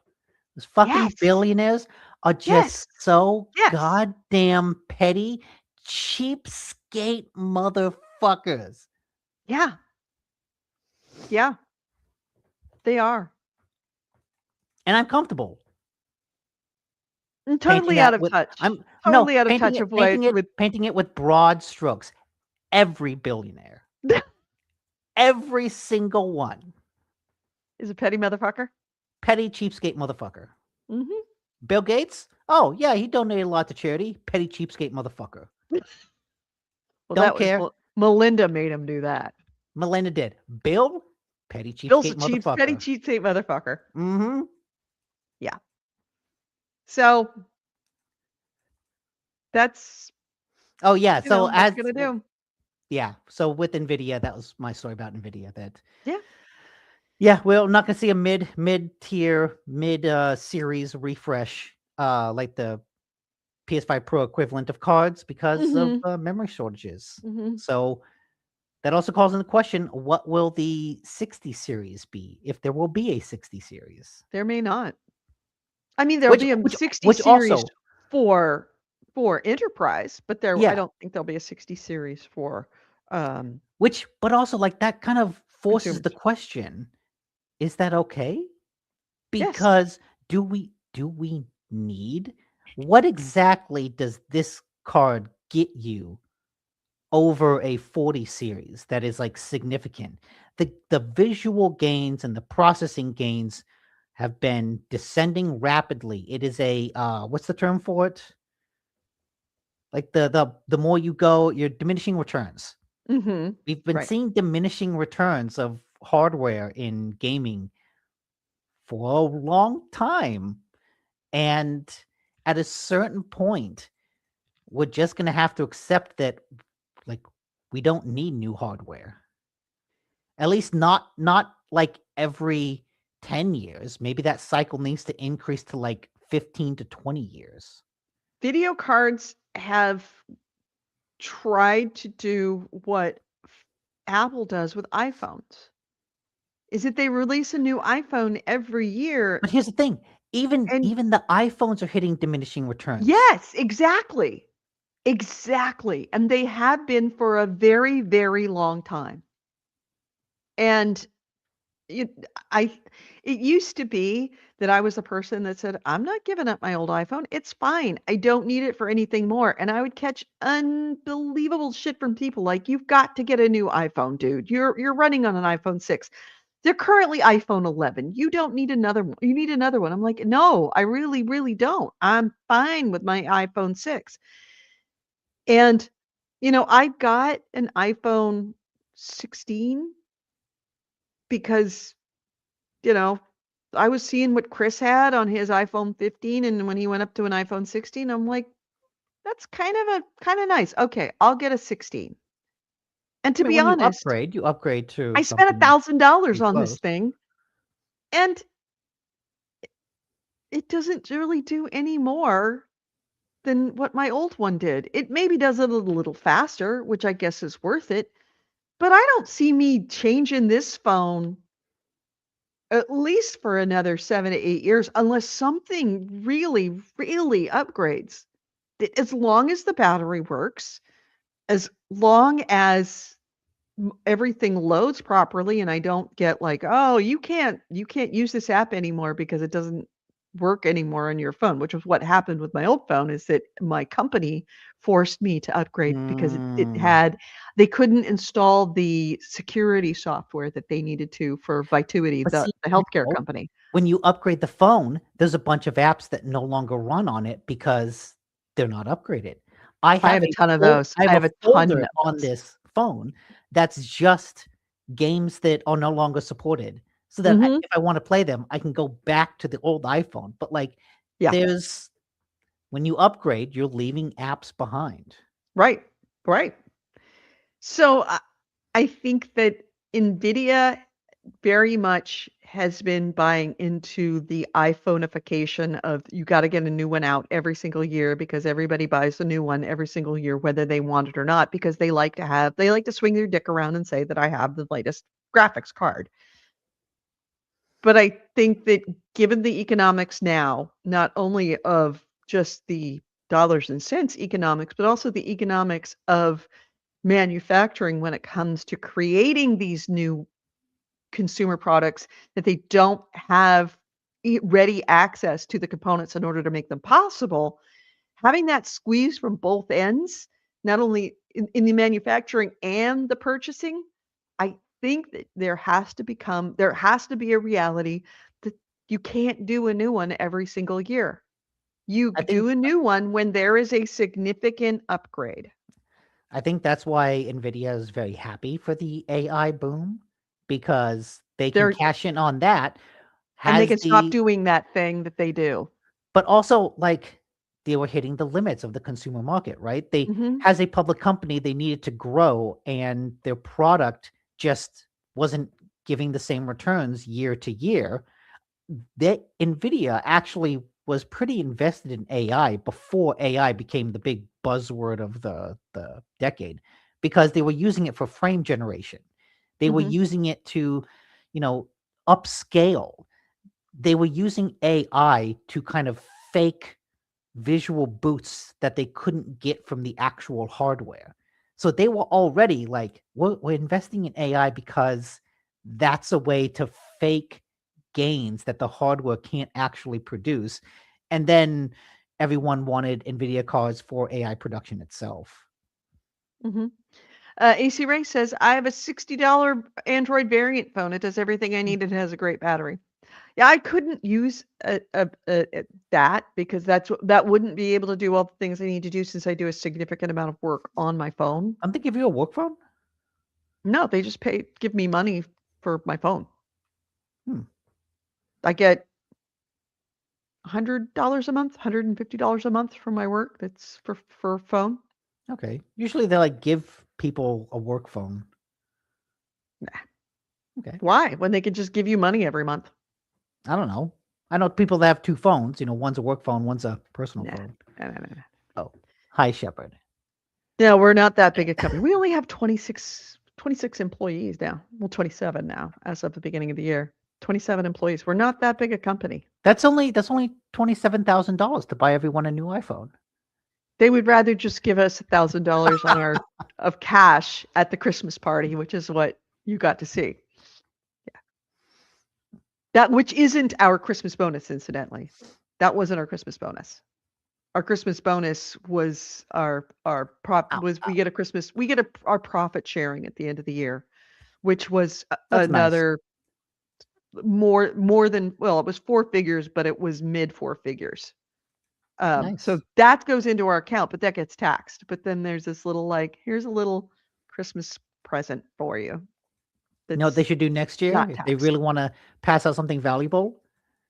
Give you some RAM, some memory. Just pass out memory chips. Yeah. AC Wraith said that the only thing he can't do on his phone is play modern games, which he doesn't do on his phone anyways. I do play some games on my phone. I played All in Whole for quite some time. I was playing, what was I playing on the phone? Balatro? I was playing a lot of ooh. By the way, I got man, I don't know how I feel about this.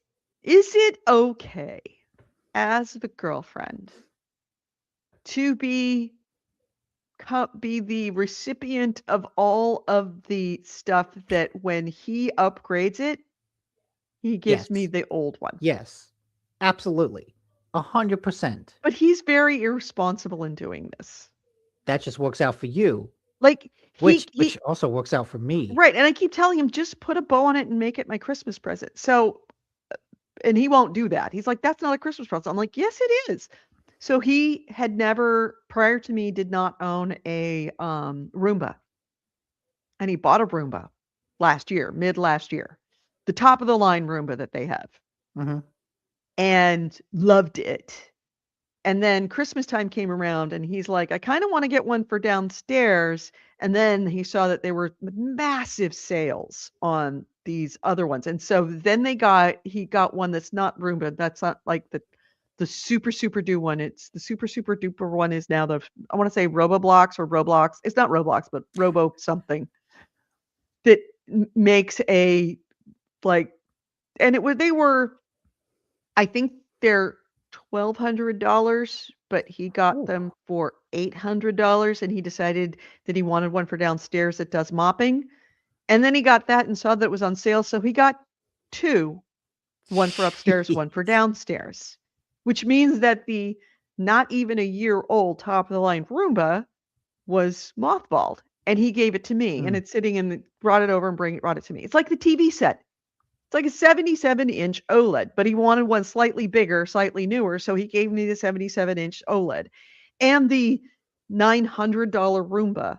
And now I've he's said given before, me when he gets a new TV, I want your TV. okay.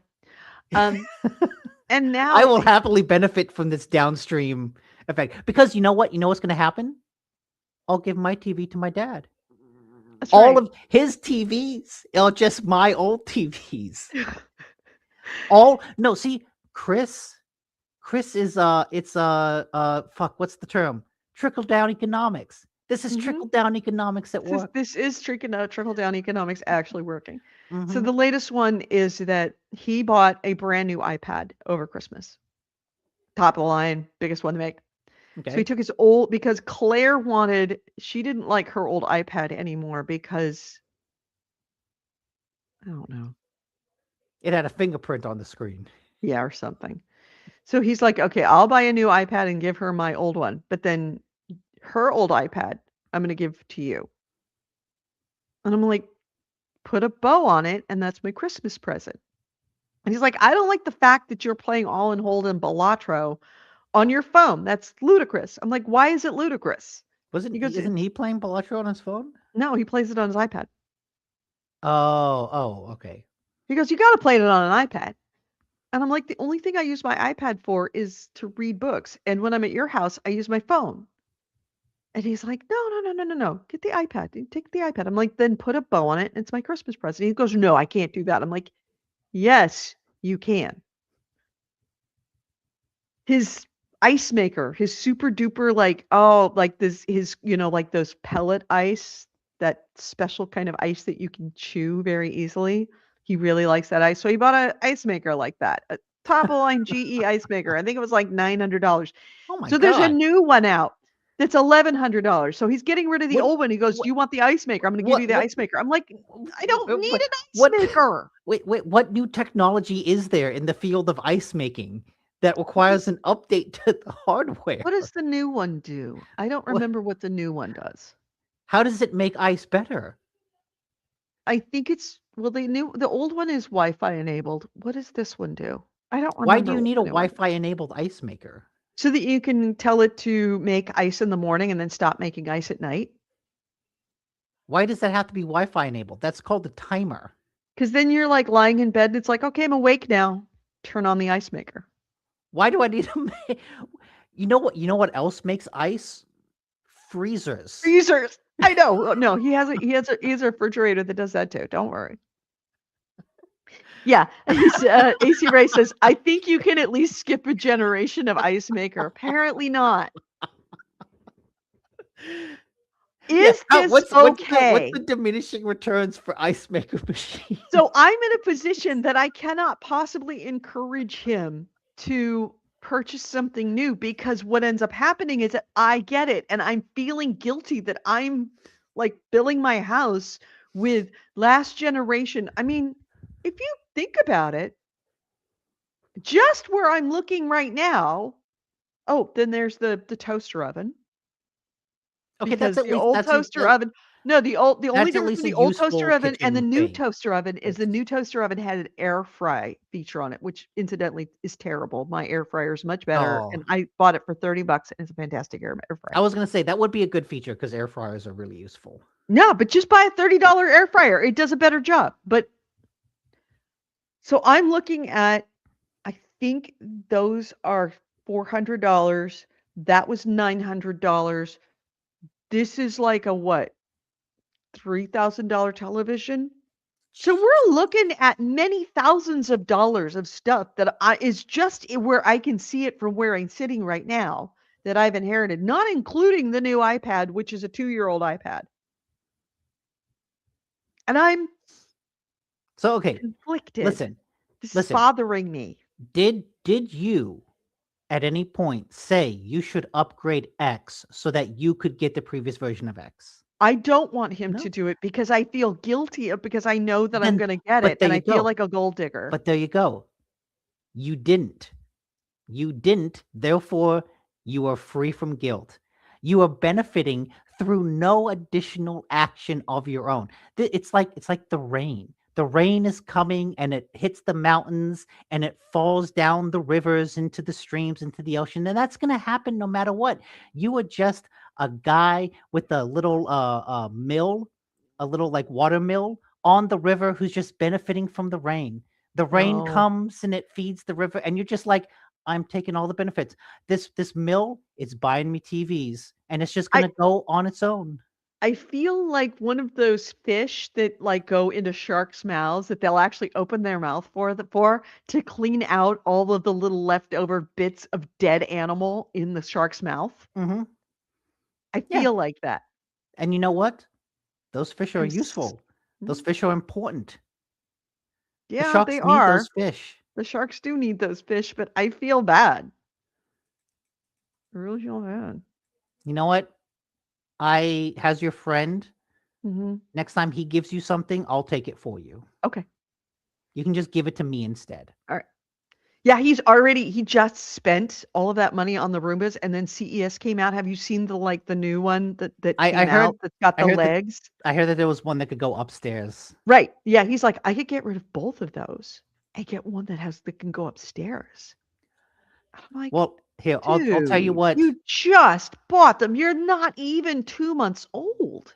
And he goes, yeah, I love them. They're great, but I can get one to replace two. Also, I think it's worth asking, like, how well does that work? Yeah. I told him, like, you don't want to be the first person with that technology. You want to be the second person with that technology because you know the technology is kind of broken. And the second one that comes out is going to be infinitely better. There's going to be a giant leap in the thing's ability. So don't. He's like, How did no, I kind of sort of How want did to. all the pets deal with the Roombas? Oh, the cats were freaked out and they were fine. Mia is absolutely despises everything evil suck monster, whether it be a Roomba or an actual anything that makes that So noise. And if it comes into she's the room, panic stricken. she's gone. Panic stricken. Yeah, see, that's why I don't want one of those in Yeah. this apartment. I don't want to freak out these guys. They live such a swanky, But easy they get used to life. it. The cats actually eventually end up, now they just ignore it because they're like, it's not bothering me. It's fine. Okay. They don't freak out. Mia, the dog, she absolutely hates the evil suck monster and is panic stricken at the instant that any sound that makes that sound, anything that makes that sound, whether it be a Roomba or a coffee maker, she's like out. Hmm. So she's scarred. Anyway, is there anything else we want to talk about before we end the show? I believe that's it. All right. So I'm gonna, as soon as I'm done with the show, I'm gonna jump on to some Where Winds Meet. You good with that? Yeah, I'll join you for that. All right. Okay. So let's close this out. Wait for it. Wait for it. And let's close this out. You've been listening to GameHounds. GameHounds episode 805. We did record this on Sunday, January 11th, 2026. I'm Edie Sellers. With me has been Nick DiNicola. Ways to get a hold of us. GameHounds.net is our website. GameHounds@gmail.com. We record the show every Sunday at 2 p.m. Pacific, 5 p.m. Eastern. Noon Pacific, 3 p.m. Eastern on YouTube, on Facebook, and Twitch. On YouTube and Facebook, we are on Twitch and Facebook, we are the GameHounds. On YouTube, we're GameHounds Vids, VIDS, as in videos, all one word. Please feel free to join us. We would love to have you in the chat room. Thank you to everybody who was in the chat room today. And also, again, thank you to AC Wraith for being our link bitch. Everything that we talked about, if you need to find a link to it, go to any of those locations, look in the comments. AC Wraith has provided links to literally everything we talk about. So thank you again, AC Wraith, for doing that every single week. You are deeply appreciated. If you want to listen to us as a podcast, we are on pretty much every podcast platform you can imagine, on iHeartRadio, on Apple Podcasts, you can even do it through Alexa and Google devices. All you have to do is ask. But if you do go somewhere there and listen to it, please comment and rate us. Please, please, please. We are trying very much to elevate our attention to our podcasts again, because there are a lot of old listeners who don't know that we returned, because we never really left. We stopped uploading for various reasons, but now we're back uploading to those locations. So if you are listening as a podcast, please rate and review us at wherever you're listening to it. We would appreciate that. Another thing we'd appreciate is if you're part of the GameHounds Nation and you are not connecting with us directly, there's a couple really good ways to do it. Obviously, we mentioned the email, but a better way to do it is our Discord. Please go to our Discord. You can find the Discord information anywhere, in any of those: Facebook, YouTube, Twitch, Apple. All of those locations should have our Discord. Certainly, it's on our website, GameHounds.net. And if you're watching right now, it's right there in the corner. Go ahead and go to our Discord. Join us and come by and say hi. Nick are constantly living in the Discord, as well as everybody else who is a regular. And sometimes you don't even see them on the show anymore, but they're still in the Discord. That's where we hang out together. Also, where we make our announcements when we're going to do a show or a live stream or something special. Another way to support us, you can absolutely go to Patreon. We are 100% Patreon funded, and thank you to all of those who are Patreon sponsors. Have a great week, everyone. Take care, and we'll see you next week. Bye-bye.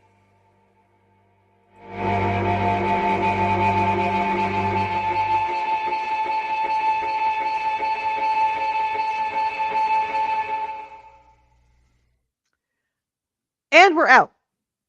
Now, I'm going to log off now so I can get ready for Where Winds Meet. We will probably stream it. We'll probably be streaming it in our Discord. So if you haven't joined our Discord and you want to see us streaming, that's where we streamed it last time. We'll probably stream it again in our Discord channel. So come join us and come watch if you'd like. I'm trying to figure out how to possibly stream it on Twitch, but it requires a little extra software that I don't really have, and I don't really want to wait for it to download. So we will see you probably in the next, half hour or so, assuming we don't have any huge updates from Where Winds Meet, and we'll see you over there. Bye, everyone. Thank you, AC Wraith.